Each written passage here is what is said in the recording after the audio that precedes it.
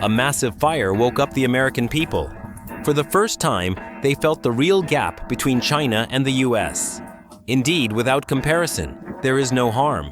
An American netizen said this: "In China, within less than 24 hours after an earthquake, at a border area 5,000 meters above sea level, people could already enjoy internet, water, electricity, and hot meals.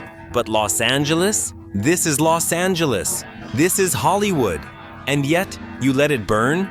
To be honest, not only Americans, I believe many Chinese people were also stunned by the rescue speed in China Tibet, a 6.8 magnitude earthquake at an altitude of 4,300 meters, right next to Everest, in extremely harsh conditions. Night temperatures could drop below -20 degrees. Instant winds could reach force 8 to 10. With these conditions, guess how long our rescue took? At 9:05 a.m. on January 7th, a 6.8 magnitude earthquake struck Dingri County, Shigatse. 10 minutes later, reconnaissance planes appeared over the quake zone. Search and rescue teams had already been formed. In less than 30 minutes, emergency personnel were already conducting rescue operations in the disaster center. 5 hours later, a Y-20 aircraft took off, fully loaded with emergency supplies and rescue troops. 6 hours later, most of the disaster area had power restored. 10 hours later, most of the disaster area had communications restored. By evening, blankets, cotton clothes, tents, heaters, generators, stoves, medicines, and more. Over 428,000 relief items had been delivered to the disaster area. In addition, 200 PLA soldiers urgently donated blood. 60,000 milliliters were delivered to the disaster area. Before nightfall, a total of 3,705 emergency tents had been set up. The affected people were eating hot meals. Some children were already doing homework inside the tents. No need to say more, right? This is China's speed. Now, let's look at the Los Angeles fire in the US. Let's see what American speed is. On the same January 7th, multiple wildfires broke out in Los Angeles.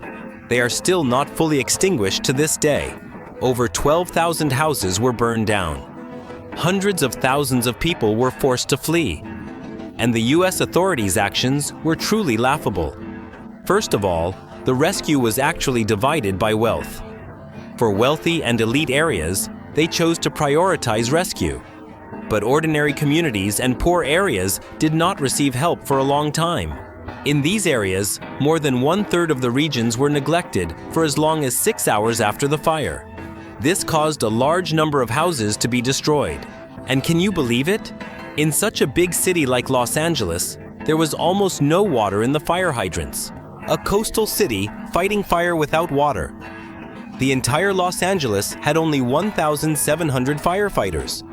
And among them, 900 were actually prisoners. Some firefighters were even using small bags to fight the fire. I can imagine the expressions on the faces of the victims. With such combat power, even the wealthy areas could not be saved. A group of Hollywood stars also became victims. For example, Leonardo DiCaprio. His mansion of more than 20 years was destroyed. Batman, a slip of the tongue. Ben Affleck could only sit in his car and watch helplessly as his $20 million mansion was burned down. Star-Lord Chris Pratt's mansion was also reduced to ashes. Even the mansion of the US president's son, Hunter Biden, was razed to the ground by the wildfire. At that time, Biden was actually celebrating the birth of his great-grandchild. What a huge irony!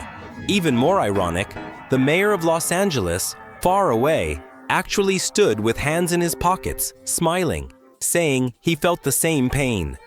What a so-called shared feeling. That's what they call shared pain. Now let's look back at China's PLA soldiers. After donating 60,000 milliliters of blood, they immediately picked up shovels to rescue people. After rescuing, they helped victims build tents and cook meals. The meals even included 4 dishes and a soup with meat. A little girl said she wanted to eat oranges. And the PLA soldiers brought back boxes of apples, bananas, and oranges. The children shouted to the PLA soldiers, "Jinju Mami Yagudu," which means, "Thank you, soldiers." This "Thank you, Bodhisattva soldiers" was enough to make every rescuer feel warmth in their hearts on this border night of -18 degrees. Truly heartwarming. I think this is what they call the unity of army and people. Thumbs up for the brave and lovable PLA soldiers. Thumbs up for all the kind people who contributed money and effort. Thumbs up for the strength of China unity.